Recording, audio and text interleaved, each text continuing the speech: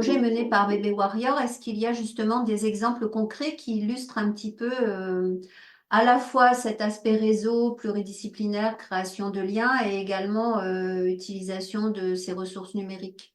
Alors moi, je pense que déjà, l'association sans réseau, elle peut pas fonctionner. Donc, ça fait 3 ans que l'association travaille sur ce réseau. Donc, le premier, ça a été de créer le sac de naissance, où on a donc des partenaires qui nous aident par un don matériel, comme le sac de naissance et les deux produits. On a aussi des mécènes et on a également des tricoteuses de toute la France qui nous envoient des layettes et des couvertures. La semaine dernière, j'étais dans un EHPAD avec des petites mamies. Le jeudi, j'étais dans un club de couture à Colomiers.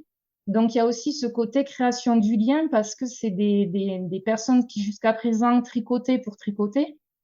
Et quand je suis arrivée, on décide, enfin, voilà, elles étaient très contentes que leur confection puisse venir en aide à des bébés prématurés.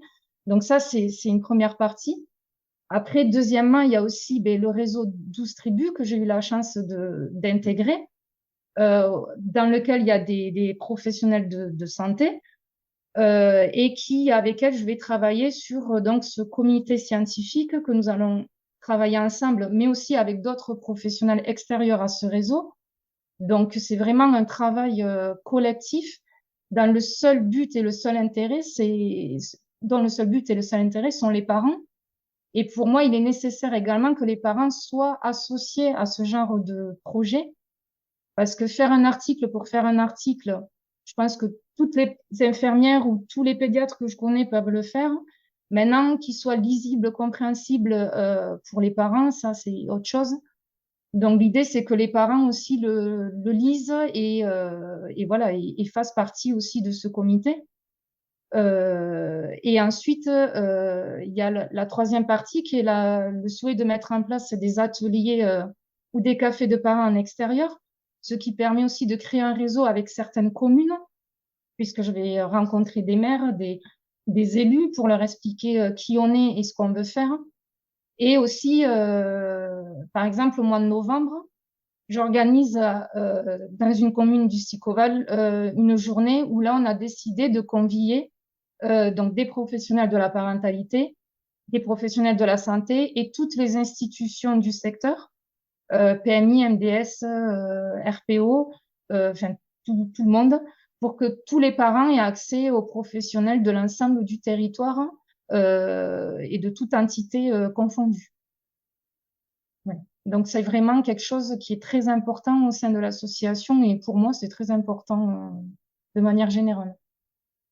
Et pour ces activités, vous avez prévu justement d'utiliser un système de tournage de petites vidéos, de chaîne YouTube, comment vous allez communiquer autour de ces résultats, enfin de ces...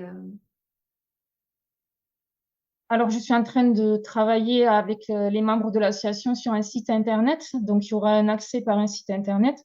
Et ensuite, je suis en relation avec une vidéaste qui serait en mesure de nous faire des petites vidéos, donc soit de parents ou des professionnels qui expliqueraient des petites choses, ou même directement aller dans les services pour expliquer ben, ce que c'est une couveuse, qu'est-ce que c'est tous les appareils qu'il y a autour. Enfin voilà, de pouvoir faire quelque chose de vraiment attractif et donc après aussi, oui, de le diffuser également sur YouTube, Instagram, enfin vraiment que cette information soit sous tous les formats numériques qui existent.